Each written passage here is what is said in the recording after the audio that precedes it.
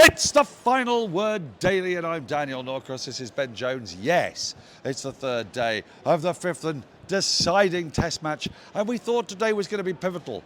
Do you know what? Turns out tomorrow is going to be pivotal. And to explain why today wasn't quite as pivotal as tomorrow's going to be, in 30 seconds, it's Ben Jones.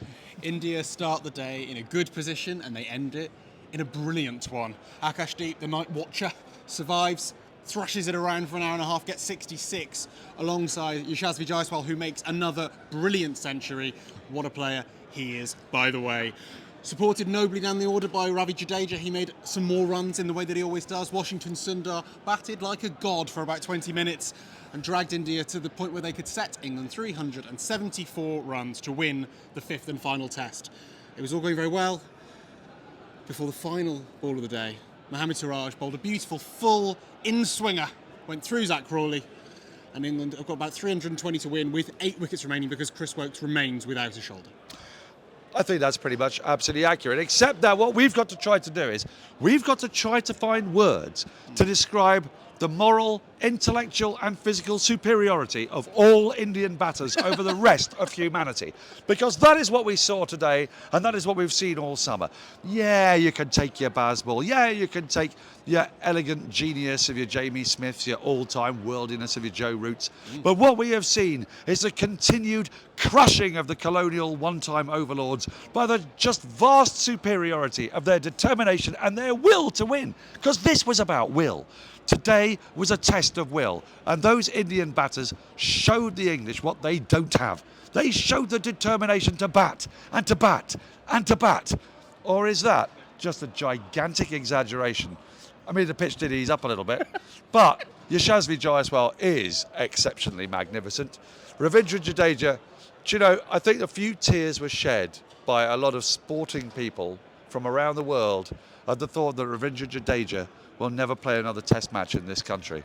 We will never see the scimitar whirl in the same way, but what we've seen him do is make the English cry more and more and more. All of those 50s, all of those 50s, all of those hundreds.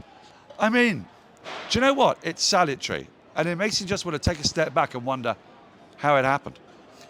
So we've ticked off the algorithm, now we can talk about the cricket. Let's start with the beginning, with Akash, because he was not supposed to be showing the best of Indian batting. He very much showed the worst of English bowling. Faced a load of trash and thrashed it around. Oh yes, Akash. At the other end, we saw rather more quality. Jaiswal was beautiful, and we were doing some numbers on Sky. The number of runs that he has scored through the offside against England across the last few years is insane. He's through 642 runs just through the offside alone against England. If he only counted half the runs he scored against one team, he'd be India's 4th highest scorer since the start of last year. He loves playing England, and he's not necessarily had the best summer in the round. You know, he started brilliantly at Headingley, and then he's faded away. England found a bit of a way by going around the wicket to him. Started to dry up his cut shot a little bit, but he rediscovered it beautifully in this Why game. he was ever allowed a cut shot, I do not know, because that's a shot that shouldn't really happen in the 21st century. England are still trying to work out whether or not he's good at it. They fed it quite a lot today. True. They were just like, should we give him one more? Oh, he's nailed it over point for 6. Try it again.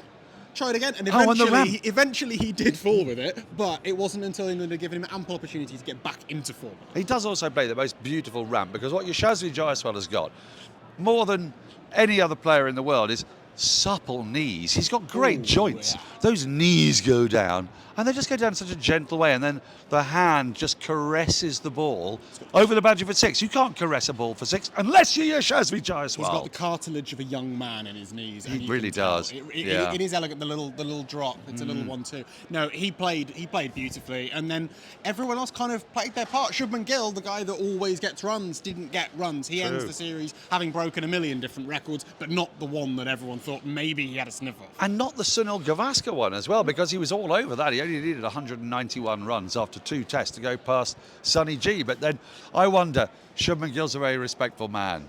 Maybe a little bit like how it's not true that Mark Taylor didn't go past Donald Bradman. Maybe it's not true that Shubman Gill deliberately didn't go past Sunil Gavaskar. I don't know. I'm just putting that out there. I mean, look, he has had an amazing summer. He has dominated the summer like very few before him. He has defined this series as captain, and India are going to potentially get a very, very impressive result with a young team against a very strong England team, or a strong England team, to slightly temper my enthusiasm. Yeah, strongish because strongish. You know because we still are dealing with the remnants of the retreat from Verdun. I've mentioned this before on this programme, but Always. Well, we've got no Jasprit Bumrah here, no Jofra Archer, no Ben Stokes, three of the bowlers that have really lit up this contest. But what we do still have is the last man standing, Mohammed Siraj. And tomorrow it's going to be a lot about him because of all the bowlers, no one's made it through. No one.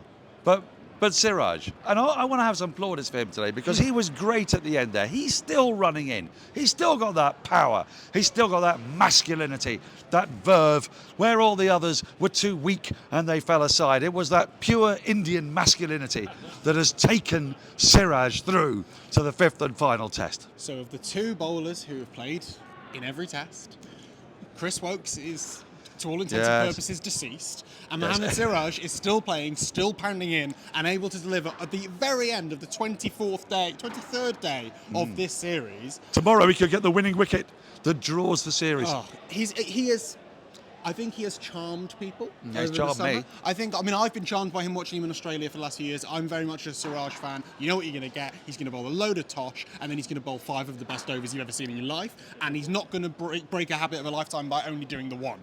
And that's what we saw. That's what we've seen in this test. He's bowled some poor delivery, some poor overs, and yet when it mattered, as England was starting to get into their work a little bit, Crawley and Duckett, they had the men on the Gill had put the men on the boundary rope to try and be more defensive, to try and get some control, and it was working okay. But England were progressing relatively stably to then go through Zak Crawley with that full in-swing right at the death, having put 2 men out to do the classic bluff of, oh, here we go. We're going to go upstairs. No, we're not. We're going full and straight with Bolger. Zak, your summer is over. Zak Crawley, of course, this summer averaging 32. His career average, 31. Because Zak Crawley is going to Zak Crawley. I love Siraj in a way that I think you can only really love opposition bowlers, where you're a bit like, God, I hate you, but God, I wish you played for my team. Well, that's the thing about him, isn't it? And he will run through that brick wall. I'm just going to go back to Akash Deep because the first session of the day was a killer blow for England. And it was the least likely person, well, not the least likely person would have been Prasid Krishna, followed by Mohammed Siraj, then followed by Akash Deep. And he's also crunched some numbers. I think I'm right in saying that if you take basically not the number 8, but numbers 9, 10, 11 for India, your Prasid Krishnas, your Bumrahs, your Mohammed Sirajes, your Cambodges of this world, of which there seem to be quite a lot now, I've just mentioned them all. If you take their numbers, they were 44 for 16 going into this game, this morning even. And then Akash Deep strikes 66 runs, and he was an object lesson in what happens when somebody's just allowed to bat. You know, he probably doesn't get any time in the nets, poor old Akash. For once, he gets a really good go at it. On a pitch that was easing, yes, against a bowling attack that was tiring because there were only 3 seamers with no Woakes, and nobody could really trust Bethel. Although he bowled the first over of the day, despite the fact that England went off last night because they refused to bowl spin. It was one of the more unusual moments in life. But he did that to change ends for the bowlers. And then Akash, he began by slogging Jacob Bethel in the very first over of the day. We thought, okay, I think we know how you're going to go. Yes. And then he started playing the ball, quite frankly, with the appendage that hangs between his groin. He was good that you're vague about it, Daniel. Yeah, okay. All right, well, stick a rhubarb if you like. Stick a rhubarb. He played like the 2 kind of models of what a tailender can be in one. He came out and he wanged it for a bit, and then suddenly he started to play it quite orthodoxly. He was, I was elegant. Look, he stuck around and then suddenly became the main attraction. Jaiswal was at the other end. He was defending it beautifully. No one was really watching Jaiswal. He got 66 out of a partnership of 102, for heaven's sake. He was the main event. With maybe the best all-format opener in the world. No, it was absolutely magnificent. His dismissal just before the break was weirdly a key moment because he gets out, Shubman Gill comes in, survives 10 balls, and Shubman has been playing with a kind of almost a sort of technical excellence which has been hard to match around the world. Gets his foot to the correct side of the ball and then addresses the ball just under his eye line. He's been playing absolutely beautifully, and it was because it was the first ball after lunch. Gus Atkinson comes hurtling in and he bowls a straight ball. It was a good straight ball. Attack the stumps, good idea to attack the stumps a lot of the time. Always, yeah. And Shubman hadn't quite got going yet, and so he put his foot towards the ball rather than his back towards the ball, and bang, he was plumb LBW. Burned a review, which ended up being, I don't know how important, but it had a ramification for later. And at that point, there was just a little moment where England thought, hello, we've got 2 wickets in no time. Can we restrict this target to about 310, 320?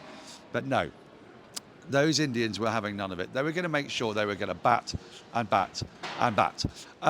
To run you through it, it's Jadeja again. Of course it is. There was some resistance as well from Nair. There was some really brave bowling from Josh Tongue and from Gus Atkinson, who, for different reasons, were not well prepared for this game. Atkinson because he's barely played any cricket since a hamstring injury. Tongue because he was left out for a couple of tests to bring in Jofra Archer, who should have been rested at Old Trafford, frankly. Why flog Jofra Archer at Old Trafford when you've got a decent pitch to bowl on in the 5th test? Why did India do that with Bumrah? Because they know what they're doing. Yeah, but Old Trafford was always going to be a draw. It was the most overs in a first-class game for Tongue and for Atkinson. Amazing. This game. So they've both been put through the ringer. I actually thought today, with a weakened bowling attack, with I'm going to refer to it as a Reform Party attack, no Wokes. Very good. That's very good from you. It was all right. I like that. But you give it to Ollie Pope and you say, right, you've got a weakened attack, you've got no spinner. How are you going to cope? And I actually thought, as captain, he did okay. It was, with 3 bowlers, it took until 3 o'clock in the afternoon before any of the spinners came on. Bethel bowled that first over to swing Atkinson around to the pavilion end. But then, other than that, it was those 3 main guys. He did quite well, rotating and moving them around from end to end to make sure that the quality of the bowling remained as high as it could be. However, the bowlers didn't really play ball in the morning. Overton bowled really poorly. Tongue wasn't quite at his best early on. And he needs to be, doesn't he? Because when Tongue isn't at his best, it's a bit spray. When he's at his best, he bowled arguably the best spell of the entire summer yesterday for 7 overs. And today bowled really nicely as well once he got going. But I think England, we really saw the absence of Wokes today. Just that lack of being able to just pause, get some control. These are all strike bowlers, all running in. Overton bowled too short, got hit. Atkinson bowled really nicely, and so there were moments where it did feel like, particularly after the wicket of Gill, there was an in for England. But it wasn't. They weren't able to have waves of attack. We saw these partnerships with Jadeja, with Washington, with Karen Nair. They all just kind of clung on, made 40 or 50 odd, and the lead swelled to a point where we started to get into the realms of it's no longer, 200 and 220 is chaseable. It was, with Bazball, anything's possible. It is possible, yes. You have to start not believing, but just kind of imagining this utopian future that is Bazball. And the reason for that, ultimately, when you do all the analysis, is Akash deep, because suddenly Washington Sundar's batting at number 9. So they weren't ever getting down to this tail because of how well he had batted in the morning session. For me, he was the hero of the day, despite Jaiswal's excellent 100. He was ended up holed out at deep backward point, and he was batting so well at the time. That wicket came as something of a surprise to me when it did occur. They didn't mop up the tail by any means, because Washington then went on a wonderful spree. Prasidh Krishna came out, faced 2 balls of the first 20 balls of a partnership that suddenly yielded 6 after 6, and they were gorgeous shots. I mean, he was spinning, he was pirouetting. One could wonder and marvel at the cussed genius of Washington and his deserved 100 at Old Trafford last week, when he defied everything the English had to throw at him on an albeit placid surface. But this week, he had to play a different Washington role. And the great thing about these Indians is they are all things for all men and all women.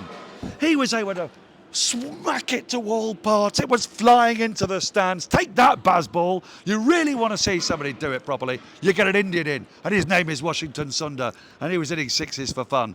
There was something of a surprise when the innings finally came to an end, and England were faced with that target of 374. There were some foolish buffoons who said, well, do you know, the last 2 times England have been set over 370, between 370 and 380 in this country. Well, they've won the game, haven't they? Yeah. Because they did it at Edgbaston. Yep. And they did it before at Headingley. But you have to be an idiot to think that. It can't possibly happen apart from anything else. They've lost Crawley early, so unlike in the template victory at Headingley, where they had a nice big opening partnership, they won't have that, and they also will not have Chris Wokes. Albeit that when they did win both those games, they didn't actually get down to number 8. Look, if I was Indian... And also, I would say, to all intents and purposes, are they going to have Ollie Pope? because in the fourth innings of games, Ollie Pope averages Good point. 14. He is Yes. he is statistically the worst specialist batter ever Is that in the right? fourth innings of Test cricket. So let's lower expectations, and maybe he'll defy them tomorrow. But for now, England's skipper is maybe going to play more of a role as a captain leader legend rather than necessarily with bat in hand. I think that is very much a fair assessment. And do you know what? I think it's almost time that we go to the Hall of Fame, because there are so many Hall of Fame worthy things going on. But before I do, I'm going to get my phone out and I'm going to read what it is I've been asked to read. I mean, really, what it is that I've been asked to read, it should just say, if you're Indian, you should be happy tonight, because you will have not just won this Test match, you will have won the series 2-2. A moral victory for all of India playing away. But before I get to that, it's the Final Word Daily with Noobru, the Think Drink. And it's time for the Noobru Cricket giveaway. We're giving away a brand new Virat Kohli Genius cricket bat, gloves and case, plus a year's supply of Noobru Pro worth over £1,600. Can you believe that? £1,600. It's a lot of money. It's a lot of money for me. I work on radio and for the BBC. Believe me, it's a lot of money. It's actually my fee for this episode, is that not? No, really. Well, I'm not surprised. You know all the numbers. I'm just moderately adequate at reading things out. To enter, go to noobru.com/final word and purchase any or all of our 12 qualifying cricket Noobru products. Qualified products will display how many entries each product will get you. The more you buy, the more entries you get. No kidding. What's more, the 15% discount for being a Final Word listener still applies. Today's featured product is Noobru Cheat Cricket Kiwi Watermelon. Yes, Kiwi. We allow that side of the Antipodes to get a look into. Weekend barbecues, net session snacks and sneaky sweets add up. Noobru Cheat helps, and they do add up. And Noobru Cheat helps support healthy blood sugar levels, reduce sugar cravings and improve metabolic balance. With a formula designed to keep your energy stable and your body firing clean. Who wouldn't want a firing clean body?